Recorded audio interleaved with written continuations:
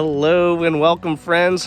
Today I want to take you on an inspection with me. So we got hired out today to take a look at a property for a real estate transaction. The home is from 1953, no county records. What do you think we're going to walk into? Do you think it's going to be a nice, good, fresh, clean septic system, or do you think we're going to run into some shenanigans? Let's find out. So whenever it comes to a septic inspection, especially for real estate, it's very important that we sit here and we try to figure out how many people are living in the house currently, when was the last time they maintenanced it, and how many people are going to be moving into the property going forward, right?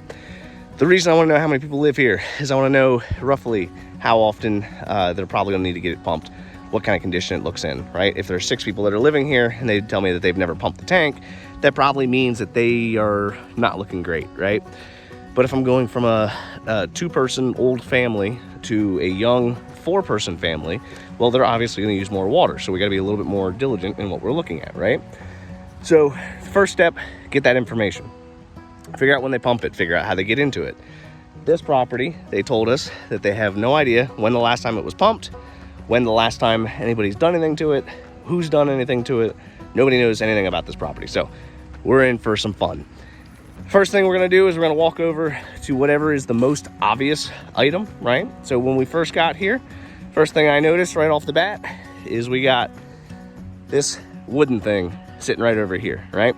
So this is what we refer to as a grease interceptor. This is going to basically be the part that comes from the house, basically captures any of your greases, your fats, oils, and stuff, and then basically separates that before it goes on to the septic system. You almost never find this on residential properties. It's super rare, super abnormal to have, but no big deal. So we find that wooden structure, we open that structure up and we take a look inside the tank. This is what the tank looks like. Alrighty, so we open up that part and then we can look inside the tank. Right there, that's the inlet. You can see that the water is completely submerging the inlet. This pipe is the outlet. Do you want to guess why the inlet's submerged? Could very well be that whoever installed that pipe put it higher than the pipe that's over here. We also see that the seal is starting to break and we got some issues with the seal between the riser joints. So we've got a few problems on here, but it's not that bad. It does need to be addressed though. Generally, how people will address stuff like that is they'll just get rid of it, right? There's not really a whole lot of a point to having a grease interceptor on a residential property unless you're doing some kind of commercial application, right? So we know we've got a problem, but we don't know where the septic's at. That was the only access on the property. So the next step, what I'm gonna do is I toss my camera through that pipe and I wanna see, where does it go? Does it go to a drain field? Does it go to a pit? Does it go to a tank? Where does it wander off to? That's where we come to this, right? So right here is gonna be the tank, and we got this large concrete lid that they put on top of it. Now, the reason that they put that kind of lid there is the original 24-inch lid fell off, or broke, one of the two, right?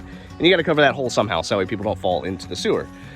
So I guess what they decided they were going to do was go ahead and put some kind of paver over top so that way it's nice and secure.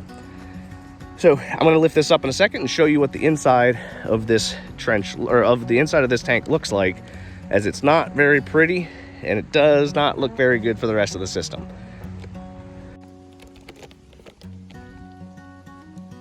As we can see, we've got a backup inside this tank. We got evidence of previous backups before, so we know it's obviously not draining correctly. Over here on the bottom, that's gonna be the baffle.